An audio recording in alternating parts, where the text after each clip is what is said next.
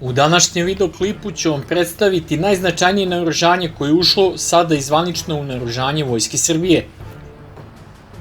Na Vojnoj akademiji u Beogradu su bili izloženi svi složeni borbeni sistemi koje srpska odbrambena industrija danas proizvodi, i to su: bilo je izloženo 6 samohodnih top haubica Nora B-52 M15, koji su prikazane još marta ove godine i koje će nakon jučerašnjeg zvaničnog prijema u naoružanje Vojske Srbije biti vraćena na još mesec dana fabričkog ispitivanja u kompaniji Jugoimport, nakon čega će biti upućene u mešovitu artiljerijsku brigadu u Nišu kako bi se konačno kompletirao ceo divizion od 18 oruđa Nora B-52 M15. U neformalnom razgovoru predsjednika Srbije sa direktorom kompanije Jugoimport, načelnikom Generalštaba i ministrom odbrane Srbije smo saznali da kompanija FAP ne može da napravi šasije koje mogu da nose i podnesu paljbu samohodnih top haubica Nora, pa se i dalje koriste Kamazove šasije. Takođe, u istom razgovoru smo saznali da proizvodna cena top haubice Nora B-52 u verziji M15 iznosi $1,5 miliona, a da ih je kompanija Jugoimport prodala Ministarstvu odbrane Srbije po ceni od svega $1,250.000, na šta se predsjednik Srbije nasmešio, izjavio da su prvo digli cene za 2 godine unapred, pa su spustili cenu za Vojsku Srbije, ali kako kaže, nema veze, jer sve to ide u isti budžet, odnosno da je Jugoimport državno preduzeće. Takođe smo saznali da kompanija Jugoimport trenutno ima na lagiru još 4 gotove Nore B-52 za potencijalne kupce kojima treba isporuka oruđa odmah i da će se te samohodne top haubice takođe kupiti za naoružanje Vojske Srbije, što će reći da će ih u arsenalu srpske vojske do sledeće godine biti 22 Nore B-52 M15.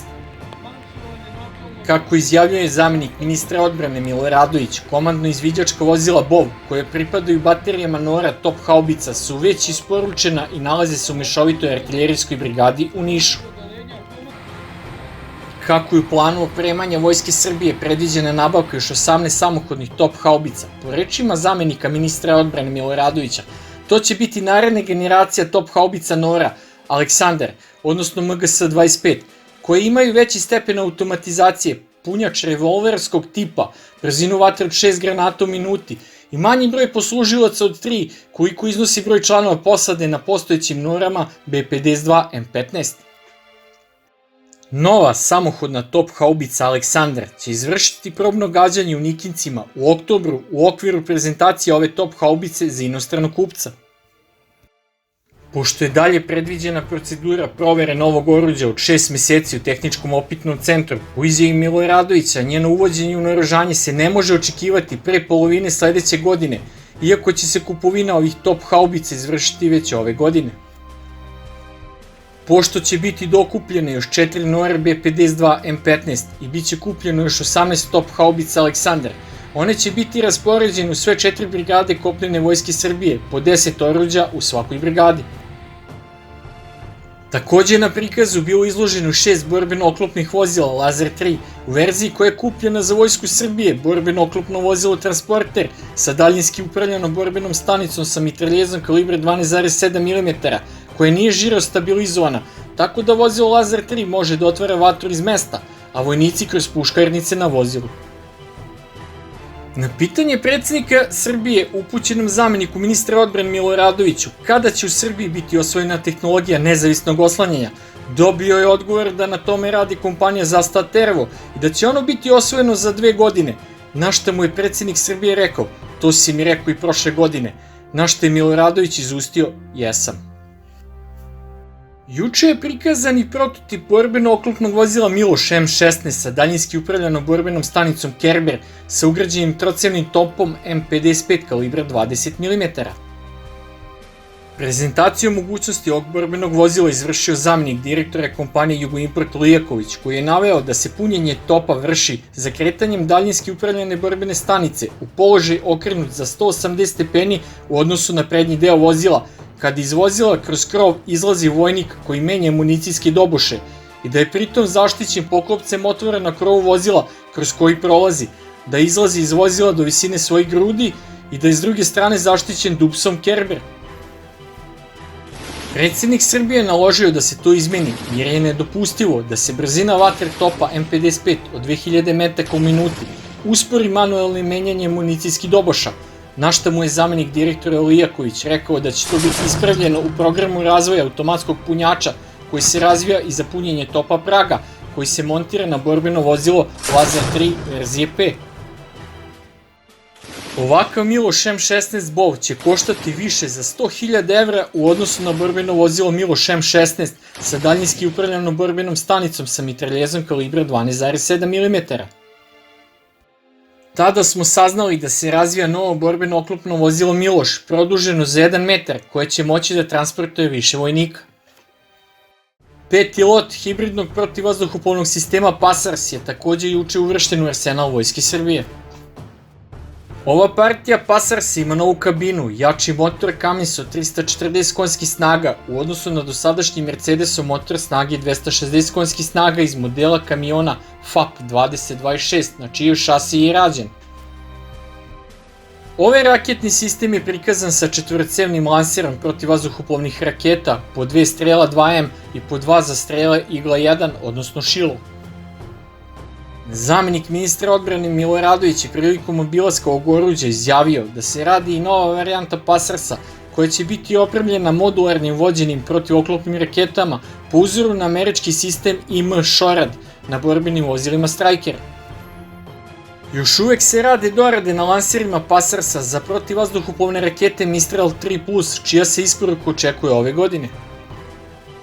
Juče smo videli i saznali da se u naoružanje Vojske Srbije uvodi nova serija modernizovanog, digitalizovanog višecenog lansera raketa M77 Oganj, kojih će ukupno biti 18 u arsenalu Vojske Srbije. Kupljene su i rakete kalibra 128 mm za ovaj raketni sistem dometa do 40 km. Od ostalih 42 višecena lansera raketa M77 Oganj u arsenalu Vojske Srbije, po izjavi zamenika ministra Milo Radovića, pola će ih biti modernizovano u varijantu M18 Oganj digitalizovano modularni, odnosno 21 oruđe. Inače, digitalizovani modularni raketni sistem Oganj se modernizuje kompanijama Sloboda, Zastava Tervo, koja je zadužena za blindiranje kabine vozača oruđa i kabine operatera topa, a prva petoletka Trstenik je zadužena za finalnu integraciju. U obilasku izloženog naoružanja od strane srpskih čelnika smo saznali da je po planu opremanja Vojske Srbije planirano uvođenje jednog diviziona modularnog raketnog sistema Tamnava, čija je prva baterija izvezena na Kipar, pa će se uvođenje ovog raketnog sistema u Vojsku Srbije verovatno odložiti za sledeću godinu. Juče je prikazana i posljednja modernizacija osmatračkog akvizicijskog radara P12M, tako da su sada svi radari P12 u Vojsci Srbije modernizovani. U okviru modernizacije modernizovan je antenski sistem, prijemnik i predajnik, tako da sada može da prosleđuje digitalni signal bateriji protivvazduhoplovnog sistema NEVA i 126. brigadi vazdušnog osmatranja i javljanja. Iako su ovi radari stari više od 50 godina, Vojska Srbije ne želi da ih se odrekne jer rade u metarskom talasnom području, pa ne aktiviraju signalizatore radarskog zračenja na protivničkim borbenim avionima. Od juče Vojska Srbije koristi nove terenske automobile kompanije Zastava Tervo, odnosno Zastava NTV, koji služi za prevoz ljudstva i transport oružja i materijala mase do 1,4 tone i priključnih sredstava ukupne mase do 1,7 tona. Takođe je bila izložena i prva partija kamiona sandučara FAP 2228 sa ugrađenim američkim motorom Cummins snage 340 konjskih snaga, umesto Mercedesovog motora OM 906 snage 280 konjskih snaga, koji ulaze u jedinice Vojske Srbije.